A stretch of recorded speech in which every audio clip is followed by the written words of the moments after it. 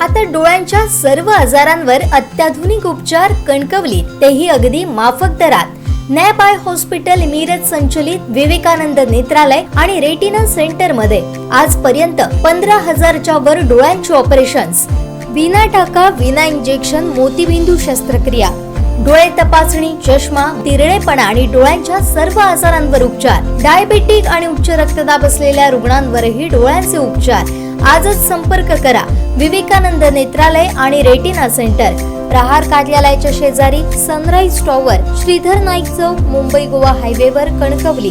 शासकीय रुग्णालयात काही पदं रिक्त आहेत, तर कंत्राटी पद्धतीने चांगले डॉक्टर सेवा देखील देत आहेत. मात्र त्यांना मिळणारं मानधन हे कमी असून त्यांचा शिक्षणावर झालेला खर्च चौपट आहे, असं मत सामाजिक कार्यकर्ते राजू मसूरकर यांनी व्यक्त केलं आहे. तर डॉक्टरांचं शिक्षण किती असतं? आज पगार आहे तो 85,000 रुपये आहे.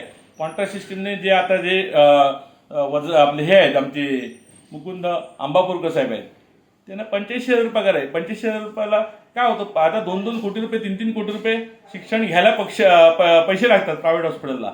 आणि त्यामध्ये पगार जर बघितला तर आज महाविद्यालय, आता सावंतवाडीत जावा तुम्ही महाविद्यालयामध्ये, महाराष्ट्रामध्ये सगळी महाविद्यालय आहे, त्यांना जे प्रोफेसरांना पगार 2.5 लाख रुपये आहे. त्यांचे 4-5 लेक्चरच घेतात आणि त्याच्यानंतर त्यांना काही टेन्शन नसतं.